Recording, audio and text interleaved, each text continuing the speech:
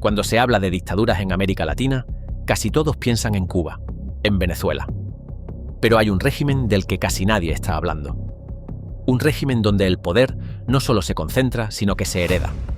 Donde no gobierna un presidente, sino una pareja. Y donde el Estado dejó de ser una institución para convertirse en una extensión de una familia. Daniel Ortega y Rosario Murillo no gobiernan Nicaragua. La poseen. No como políticos tradicionales, sino como personas convencidas de que el poder les pertenece por algo más que votos o leyes. Como si fuera un mandato superior. Como si estuvieran cumpliendo una misión. Y cuando el poder se vive así, deja de tener límites. Si te quedas conmigo, vas a entender cómo esta pareja convirtió el Estado en una dinastía personal. Porque la violencia no es un exceso, sino una consecuencia lógica. Y cómo un país entero terminó atrapado dentro del delirio de dos personas que ya no distinguen entre gobierno y destino. Daniel Ortega llegó al poder con un discurso revolucionario. Pero con los años, dejó de comportarse como un líder político y empezó a actuar como alguien que se cree imprescindible. No habla como un presidente que administra, habla como alguien que encarna al país. Rosario Murillo llevó esto aún más lejos. Su discurso no es político, es casi ritual. Habla de energías, de símbolos, de enemigos oscuros, de traiciones cósmicas. Mezcla poder con misticismo, autoridad con fe, Estado con devoción personal. Ese no es un detalle anecdótico, es una señal. Cuando los líderes empiezan a hablar, como si estuvieran iluminados, como si fueran intérpretes de una verdad superior, el poder deja de ser racional y se vuelve emocional. Y un poder emocional es infinitamente más peligroso.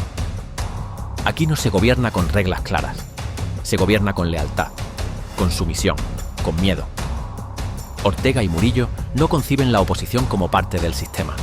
La conciben como una ofensa personal, como una traición, como un ataque directo a su misión. Y eso explica por qué Nicaragua no es solo una dictadura dura, sino una dictadura profundamente personalista. El Estado fue absorbido por la pareja. Las instituciones dejaron de responder a la ley y empezaron a responder al círculo íntimo. Familiares, operadores leales, figuras absolutamente dependientes del favor presidencial. Eso no es eficiencia. Eso es paranoia organizada. Cuando un régimen confunde al país con la familia, cualquier crítica se vive como una amenaza existencial. Y cuando todo se vive como amenaza, la represión se vuelve inevitable. Aquí aparece un patrón clásico del poder descrito hace siglos. Maquiavelo advertía que el gobernante que confunde su persona con el Estado termina gobernando por miedo, porque ya no puede permitirse perder. No pierde una elección, pierde su mundo. Eso es exactamente lo que ocurre aquí. Ortega no puede retirarse. Murillo no puede soltar el control, porque hacerlo no significaría dejar el cargo, sino aceptar que todo su relato se derrumba. Por eso Nicaragua no tiene alternancia real. Por eso no hay apertura genuina. No porque no sepan gobernar, sino porque no pueden permitir que exista un futuro sin ellos. Y cuando un régimen no puede imaginar el futuro sin sus líderes, empieza a comportarse como una secta de poder. Ese delirio necesita ser compartido para sobrevivir. Necesita cómplices. Necesita burócratas que repitan el discurso. Necesita fuerzas armadas que obedezcan. Necesita policías que ejecuten órdenes sin preguntar. Así es como una locura individual se convierte en un sistema. La violencia que vendrá después no nace de la nada. No es producto del caos. Es el resultado lógico de esta mentalidad. Porque cuando el poder se vive como misión divina, cualquier disidente deja de ser ciudadano y pasa a ser enemigo. Y un enemigo no se convence, se neutraliza. Eso explica por qué la represión en Nicaragua no es improvisada, sino constante. ¿Por qué las cárceles se llenan? ¿Por qué el exilio se vuelve masivo? ¿Por qué el silencio se impone? No es una reacción desesperada, es una estrategia de supervivencia. Freud decía que cuando el yo se siente amenazado, responde de forma irracional para preservar su identidad. Aquí, el yo del régimen es el país entero. Ortega y Murillo no defienden un proyecto político, defienden su identidad. Y cuando alguien defiende su identidad, no negocia. Ese es el verdadero peligro de Nicaragua hoy. No es solo una dictadura, es un régimen atrapado en su propio delirio de grandeza. incapaz de retroceder, incapaz de corregir, incapaz de aceptar límites. Y cuando un sistema así empieza a resquebrajarse, no se suaviza, se endurece. Porque para ellos, perder el control no es una transición, es el fin. Y ese miedo, el miedo de los que gobiernan, es el combustible que empuja todo lo que viene después. La violencia en Nicaragua no es un exceso, no es un error, no es una respuesta desesperada, es un método.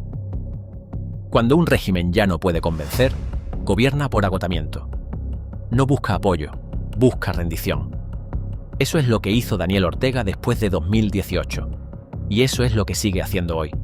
Las protestas no fueron tratadas como una expresión política, sino como una herejía, como una traición imperdonable.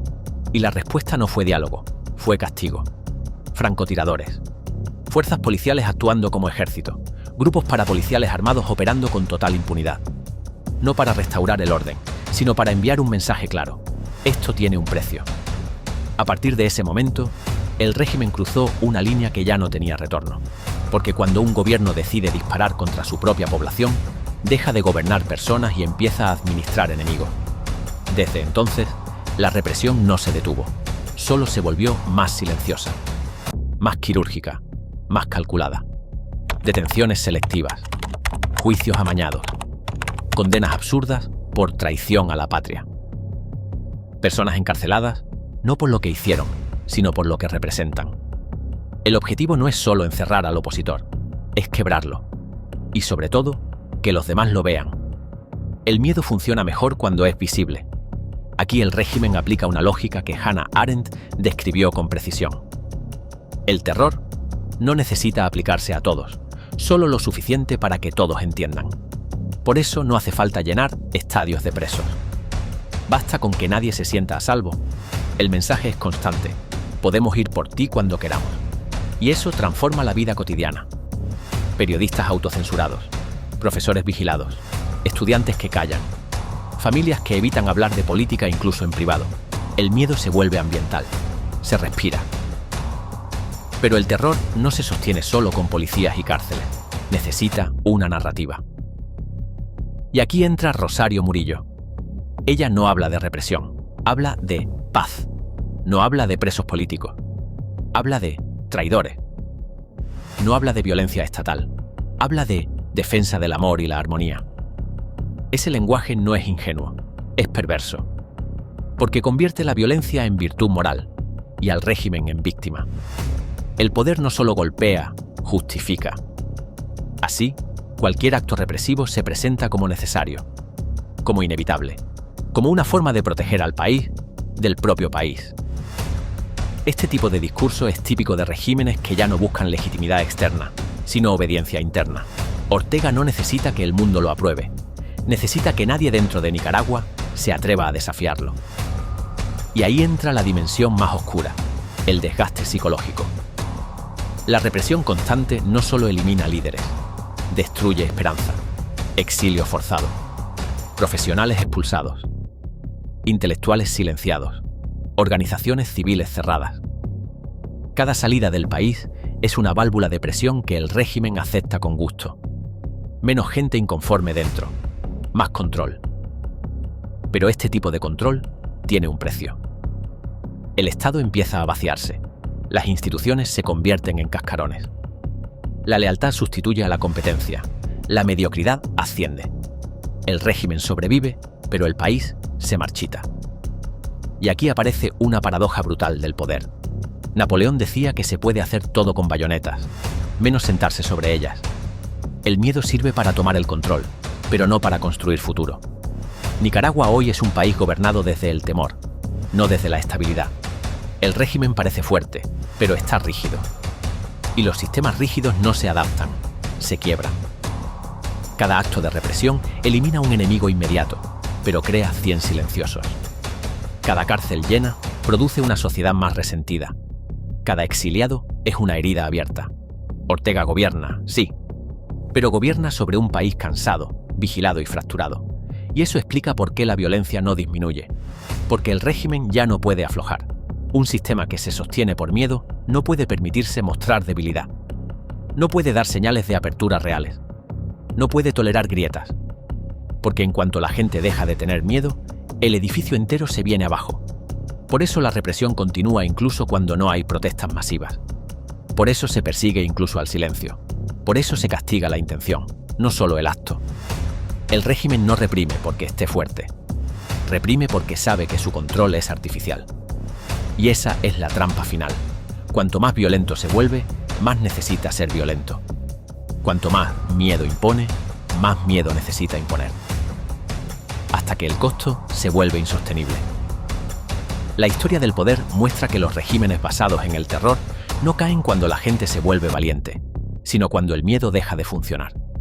Y ese momento siempre llega, no de golpe, no con épica, sino con desgaste, con grietas internas, con desobediencia silenciosa, con una pérdida progresiva de control real.